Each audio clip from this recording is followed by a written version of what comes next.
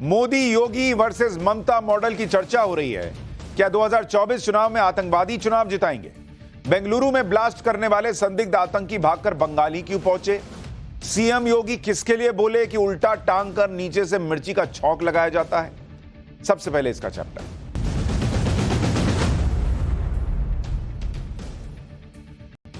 इस देश में पब्लिक दो तरह के मॉडल की चर्चा कर रही है। बॉस, एक मॉडल है जो माफिया को मिट्टी में मिला देता है, गुंडों की गर्मी निकाल देता है, अपराधियों का राम नाम सत्य कर देता है। अपराधी कहीं भी रहें वो खुद को असुरक्षित मानकर डरे रहते हैं। देश में आतंकवाद की घटनाएं कम करने वाला मॉडल है। बॉस, याद है आपको, एक जमाना था, लोग भूल जाते हैं, एक जमाना था दिल्ली में, मतलब दिल्ली के बड़े बड़े शहरों में ब्लास्ट होते थे। आप मार्केट जाइए तो भोंपू बजता रहता था कि कोई संदिग्ध सामान दिखे तो उसको मत छुइएगा। सब बंद हो गया नरेंद्र मोदी के आने के बाद, लेकिन हम लोग वो सब भूल जाते हैं। तो एक मॉडल मोदी योगी वाला हो गया। दूसरा मॉडल, जहां अपराधी खुद को सबसे सुरक्षित मानते हैं, यह बताया जा रहा है। गुंडों और माफियाओं पर महीनों एक्शन नहीं होता। जब इनके गुनाह सामने आते हैं तो एक्शन करने की जगह पर मामले को दबाने की कोशिश का आरोप लगता है। बंगाल में शेख शाहजहां के मामले में पूरा देश देख चुका है कि कैसे शेख शाहजहां जैसे गुनहगार को 55 दिन तक पकड़ा नहीं गया था। अब देश यह भी देख रहा है कि कैसे बेंगलुरु ब्लास्ट के आरोपी बंगाल जाकर छुप गए और अब जाकर पकड़े गए। आपको याद होगा कि 1 महीने पहले बेंगलुरु के रामेश्वर कैफे में ब्लास्ट हुआ था। उसके आरोपी आज बंगाल से पकड़े गए। इन आरोपियों की तलाश 1 महीने से एनआईए कर रही थी और अब जाकर इन्हें कोलकाता से पकड़ा गया। ये दोनों आरोपी हिंदू नाम रखकर अपनी पहचान छुपाकर रह रहे थे। इसी पर बीजेपी ने सवाल उठा दिए। बीजेपी का कहना है कि एनआईए ने रामेश्वरम कैफे ब्लास्ट केस के 2 मुख्य संदिग्धों मुसाविर हुसैन शाजिब और अब्दुल मतीन अहमद को कोलकाता से गिरफ्तार किया। दोनों शिवमोगा के आईएसआईएस सेल से जुड़े हुए थे। दुर्भाग्य से ममता बनर्जी के अधीन पश्चिम बंगाल आतंकियों के लिए सुरक्षित ठिकाना बन गया है। बेंगलुरु ब्लास्ट के आरोपी कैसे बंगाल में पकड़े गए, ये आपको आगे विस्तार से बताऊंगा, लेकिन पहले आप देख लीजिए कि कानून व्यवस्था के जिन 2 मॉडल की हम बात कर रहे हैं, उन मॉडल को लेकर क्यों चर्चा हो रही है, क्यों सवाल उठ रहे हैं, क्यों इतना बड़ा अंतर है। सवाल उठ रहे हैं कि बंगाल में ऐसे आरोपी छुप कर बैठ जाते हैं जिन पर बेंगलुरु में ब्लास्ट करने का आरोप है। ये कैसे हो गया? सवाल उठ रहे हैं कि बंगाल में शेख शाहजहां जैसे आरोपी को गिरफ्तार करने में 55 दिन क्यों लग जाते हैं। लोग कंपैरिजन कर रहे हैं कि बॉस, यूपी में तो देखिए, यहां अतीक अहमद और मुख्तार अंसारी जैसे बड़े से बड़े माफिया को रगड़ दिया जाता है। आज की डेट में उत्तर प्रदेश में कोई कितना भी बड़ा माफिया हो, वो डर में जी रहा है कि पता नहीं कब उसका राम नाम सत्य हो जाए। जो माफिया कानून को ठेंगे पर रखते थे, उन्हें महसूस हो गया कि अगर शासन चलाने वाला योगी जैसा कोई है तो कानून की ताकत के सामने किसी माफिया की कोई हैसियत नहीं होती। वरना यही माफिया हीरो बन के घूमते थे इसी यूपी में। इसलिए यूपी में ना माफियागिरी दिखती है, ना दंगा दिखता है। सीएम योगी के पास तो दंगाइयों को सबक सिखाने का ऐसा फॉर्मूला है कि बड़े से बड़ा दंगाई भी काम जाए। खुद सीएम योगी ने खुलकर कहा कि यूपी में अब दंगा करने वालों को उल्टा लटकाकर नीचे से मिर्ची का छौंक लगा दिया जाता है। सुनिए सीएम योगी के मॉडल के बारे में वो क्या बता रहे हैं। पहले माफिया सिर चढ़ करके बोलते थे। कैसे माफिया सिर चढ़ करके बोलते थे? छोटी छोटी बात को ले दंगा होता था। आज देख रहे होगे दंगा करने वाले भूल ही गए, दंगा भी कभी होता था। उल्टा लटका दिया जाता है उनको। दंगा करते हैं तो तुरंत पकड़ करके उल्टा लटका कर नीचे मिर्च का झोंका लगा दिया जाता है कि हमेशा के लिए भूल जाए। और अगर किसी निर्दोष व्यापारी और बेटी के साथ कोई दुर्व्यवहार करता है तो बहनों और भाइयों, उस समय उसकी क्या दुर्गति की जाती है, ये भी आपने देखा होगा। प्रयागराज का माफिया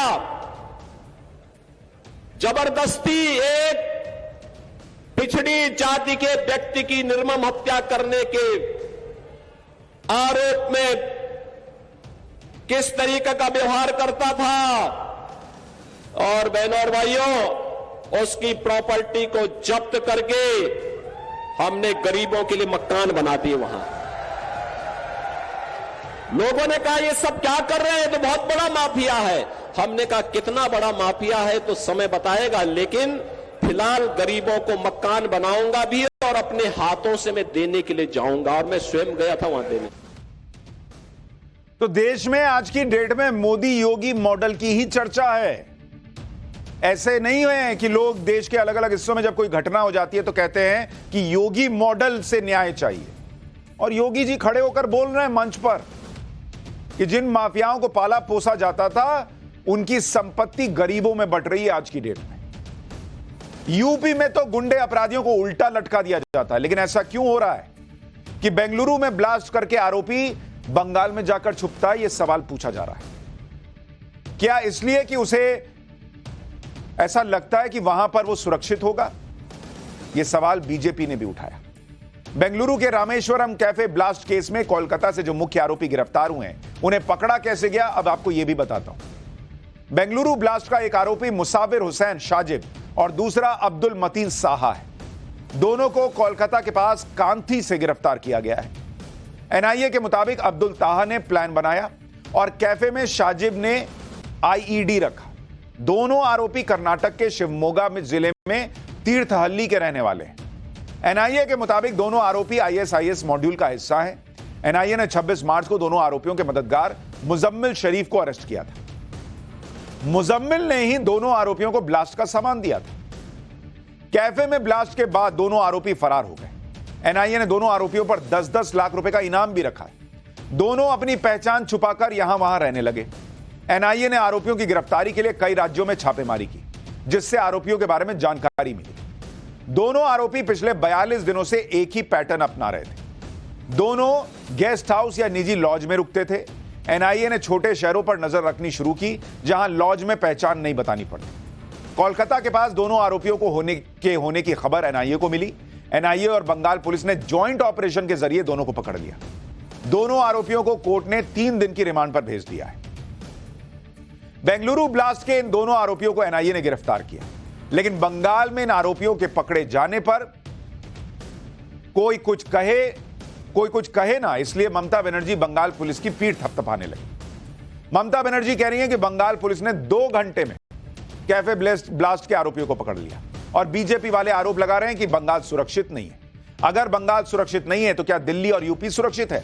सुनिए ममता बनर्जी को, फिर आपको बताऊंगा कि इस मामले में ममता बनर्जी सरकार और बंगाल पुलिस पर सवाल उठे क्यों। খড়ংবাজ বলেছে ব্যাঙ্গালোরে একটা বোমা পড়েছিল, লখনৌও কর্ণাটকের, আমাদের এখানকার নয়। 2 ঘন্টায় বাংলায় লুকিয়েছিল, 2 ঘন্টার মধ্যে আমরা ধরে দিয়েছি আমাদের পুলিশ। আর সেখানে বলছে বাংলা সেফ নয়, তোর দিল্লি সেফ, তোর উত্তরপ্রদেশ সেফ, তোর রাজস্থান সেফ, তোর গুজরাট সেফ, তোর বিহার সেফ। বাংলার মানুষ শান্তিতে থাকে, बीजेपी সহ্য হয় না। अच्छा, बोलते बोलते बिहार सेफ है कि नहीं ये भी बोल गई। और अभी कुछ दिन पहले तक यही नीतीश कुमार इंडी गठबंधन में थे, तब नहीं पूछ रही थी कि बिहार सेफ है कि नहीं है। अब बीजेपी के साथ चले गए तो पूछ रही हैं कि बिहार सेफ है कि नहीं। खैर, दोनों तरफ से बातें चल रही हैं। बीजेपी कह रही है बंगाल सेफ नहीं है, ममता बनर्जी कह रही है कि इससे सेफ क्या होगा। ममता बनर्जी खुद को डिफेंड कर रही हैं और दिल्ली यूपी की बात कर रही हैं, लेकिन अगर यूपी होता और ये आरोपी यूपी पहुंच जाते तो अब तक इनका अंजाम तय हो चुका होता, ये भी पब्लिक कह रही है। क्योंकि यूपी में तो गुंडे माफिया अपराधी बिल्कुल बर्दाश्त नहीं है। आज यूपी में जितने बड़े गुंडे माफिया थे वो या तो जेल की सलाखों के पीछे हैं या फिर मारे जा चुके हैं। अतीक अहमद और मुख्तार अंसारी जैसे माफिया जिनकी दहशत कभी हुआ करती थी, आज वो कहां हैं सभी को पता है। सीएम योगी ने कहा कि वो माफिया कभी जिनके लिए सीएम तक का काफिला रोक दिया जाता था, आज उनकी पैंट गीली हो जाती है। सीएम योगी ताल ठोक कर कह रहे हैं कि मैंने बदल दिया है उत्तर प्रदेश को। अपराधियों का क्या हाल किया है योगी सरकार ने। योगी मॉडल के बारे में खुद सुनिए एक बार। एक दुर्दांत माफिया ऐसा भी था, बहनों और भाइयों, जब आज समाजवादी पार्टी की सरकार के समय चलता था तो मुख्यमंत्री हो या मुख्य न्यायाधीश, इन सब के काफिले रुक जाते थे और माफिया का काफिला निकलता था। और जब हमने कार्रवाई की उस माफिया के खिलाफ और उसको रगड़ करके कोर्ट के सामने प्रस्तुत किया तो उसकी पैंट गीली हो गई थी। उसकी पैंट गीली हो गई थी। कहा था उस समय उसको, हमने कहा था कानून को रौंदने वाले, आज कानून कितना बड़ा होता है यह एहसास हो रहा है कि नहीं हो रहा है। एक तरफ योगी को सुन लीजिए और एक तरफ ममता बनर्जी को भी सुन लीजिए, आपको बहुत बड़ा फर्क दिख जाएगा कि कानून व्यवस्था और शासन को कैसे चलाया जाता है और कौन सा मॉडल बेहतर है, क्यों पब्लिक खुद बताने लगती है। बंगाल में तो ममता बनर्जी का यह वही मॉडल है जिसमें शेख शाहजहां जैसे माफिया के सामने सब ढीले पड़ गए थे। कोर्ट को कहना पड़ा था भाई बहुत कुछ। शेख शाहजहां पर संदेश खाली की महिलाओं ने शोषण के आरोप, जमीन कब्जा करने के आरोप, मारपीट के आरोप लगाए थे। शेख शाहजहां के ठिकानों पर जब 5 फरवरी को ईडी रेड मारने गई थी तो ईडी की ही टीम पर हमला हो गया था। उसके बाद शेख शाहजहां फरार हो गया। उसकी गिरफ्तारी के लिए 26 फरवरी को कोलकाता हाईकोर्ट तक ने बंगाल सरकार को फटकार लगाई थी और फौरन शेख शाहजहां को गिरफ्तार करने का आदेश कोर्ट ने दिया था। उसके बाद 28 फरवरी को 55 दिन के बाद शेख शाहजहां गिरफ्तार हुआ था। तो ये डिफरेंस लोगों को नहीं दिखता है, क्या योगी मॉडल, क्या मोदी मॉडल और क्या ममता मॉडल। इस दौरान लगातार बंगाल सरकार पर शेख शाहजहां को बचाने का आरोप लगता रहा। आप यह भी देखिए कि शेख शाहजहां और बेंगलुरु ब्लास्ट के आरोपियों को कैसा ट्रीटमेंट मिला। शेख शाहजहां को गिरफ्तारी के बाद जब कोर्ट में पेश किया गया था तो वो किसी सेलिब्रिटी की तरह अकड़कर दिखता चल रहा था। देखिए, ये याद है ना फोटो, जब वो ईडी की हिरासत में आया था तो हवाइयां उड़ गई थी, लेकिन उसके पहले जब बंगाल पुलिस ने पकड़ा था तो हीरो बन के विक्ट्री साइन दिखा रहा था। पुलिस की गिरफ्त में आने के बाद भी उसकी ठसक कम नहीं हुई थी। दूसरी तरफ एनआईए ने बेंगलुरु ब्लास्ट के आरोपियों को भागते हुए कोर्ट में पेश किया, यानी अंतर साफ दिखता है, भगाते हुए ले गए उसको। बंगाल में कानून व्यवस्था का यह हाल है कि वहां टीएमसी के नेता खुलेआम लोगों को धमकी दे रहे हैं। टीएमसी नेता हमीदुल रहमान आपके सामने स्क्रीन पर हैं, जो उत्तर दिनाजपुर के चोपड़ा सीट से विधायक हैं।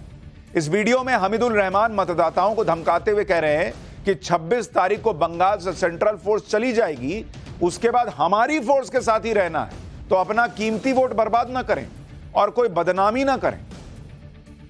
सुनिए एक बार, फिर आपको बताऊंगा कि योगी मॉडल में किस तरह से काम होता है। সেন্ট্রাল গভর্নমেন্টের ফোর্স 26 তারিখ পর্যন্ত থাকবে, তারপরে আমাদের এই ফোর্সের সঙ্গে থাকতে হবে। মূল্যবান ভোটগুলো নষ্ট করবেন না, বাদরামি করবেন না। 26 তারিখে সেন্ট্রাল বাহিনী চলে যাবে, তারপরে আমাদের এই সেন্ট্রাল বাহিনীরা থাকবে। তখন অভিযোগ করবেন না যে আমার কি হলো, আমার এটা হলো। अब सोचिए, इसके बाद डर का माहौल नहीं होगा तो क्या होगा। आज सवाल उन लोगों से भी है जो बेंगलुरु ब्लास्ट को लेकर कुछ दिन पहले यह कह रहे थे कि इसमें एनआईए ने एक बीजेपी कार्यकर्ता को भी पकड़ा है, जबकि सच यह है कि इस मामले में एनआईए ने साई प्रसाद नाम के एक आरोपी को हिरासत में लेकर पूछताछ की थी। साई प्रसाद को बीजेपी कार्यकर्ता बताते हुए कांग्रेस ने बीजेपी पर आरोप लगाया था। कांग्रेस ने कहा था कि ब्लास्ट में भी बीजेपी का हाथ हो सकता है। 5 अप्रैल को साई प्रसाद को हिरासत में लेकर पूछताछ की और उसी दिन कांग्रेस की तरफ से ब्लास्ट को बीजेपी से जोड़ने की कोशिश शुरू हो गई थी। कांग्रेस नेता सुप्रिया श्रीनेत ने लिखा कि बेंगलुरु में रामेश्वरम कैफे में बम फटने के मामले में अब एनआईए ने एक बीजेपी नेता को गिरफ्तार किया है। मीडिया में सुई टपक सन्नाटा है, ना कोई ब्रेकिंग न्यूज, ना छाती पीटते एंकर। बीजेपी को तो मानो सांप सूंघ गया है, लेकिन हर बार आतंकवाद से इनका संबंध कैसे निकल जाता है। जबकि बाद में एनआईए ने कहा कि साई प्रसाद गवाह था और उसे छोड़ दिया गया था, यानी कांग्रेस ने गलत आरोप लगाया था। साई प्रसाद हिंदू था, वो बीजेपी से जुड़ा हुआ था, इसलिए शायद उसे ब्लास्ट में शामिल करने और उसे आरोपी बताने की बड़ी भगदड़ सी मच गई। लेकिन अब जब दोनों मुख्य आरोपी गिरफ्तार हो गए और दोनों धर्म विशेष से हैं, तो कांग्रेस में सन्नाटा फैल गया। अब किसी को नाम नहीं गिनाना है। कानून व्यवस्था और भ्रष्टाचार के मुद्दे पर ममता सरकार घिरी हुई है। आपको बंगाल का शिक्षक भर्ती घोटाला याद ही होगा, जब टीएमसी नेता पार्थ चटर्जी और उनके करीबियों को ठिकानों से करोड़ों रुपए का पहाड़ मिला था। उस मामले में भी आज ईडी ने नई जानकारी दी। शिक्षक भर्ती घोटाले में अब तक 365 करोड़ रुपए ईडी ने जब्त किए हैं। तो जो कहते हैं कि ईडी सिर्फ छापा मारती है, डराती है, ईडी कह रही है बॉस 365 करोड़ रुपए हम जब्त कर चुके इस मामले में। इस मामले में टीएमसी के 3 विधायकों को गिरफ्तार किया गया है। गिरफ्तार लोगों में पार्थ चटर्जी भी हैं, जो बंगाल के पूर्व शिक्षा मंत्री थे। मामले में ममता के भतीजे अभिषेक बनर्जी से भी पूछताछ हो चुकी है। ईडी ने बंगाल के टेक्सटाइल मंत्री चंद्रनाथ सिन्हा से भी पूछताछ की थी। इसी के साथ राशन घोटाले में भी ममता के नेताओं के खिलाफ एक्शन हो रहा है। ईडी ने राशन घोटाले में बंगाल के पूर्व मंत्री ज्योति प्रिया मलिक के खिलाफ एक्शन लिया है। ईडी ने मलिक और उनके 2 सहयोगियों की 150 करोड़ की प्रॉपर्टी जब्त की है, जिसमें ज्योति प्रिया मलिक का घर, कोलकाता बेंगलुरु में 2 होटल शामिल हैं। ईडी के मुताबिक बंगाल का राशन घोटाला करीब हजारों करोड़ रुपए का था। ज्योति प्रिया मलिक 2011 से 2021 तक बंगाल के खाद्य और आपूर्ति मंत्री थे। इस तरह के आरोप लग रहे हैं, इतने गंभीर आरोप लग रहे हैं, जांच चल रही है। आरोप लग रहे हैं कि अपराधियों को क्या सेफ हेवन लगने लगा है बंगाल।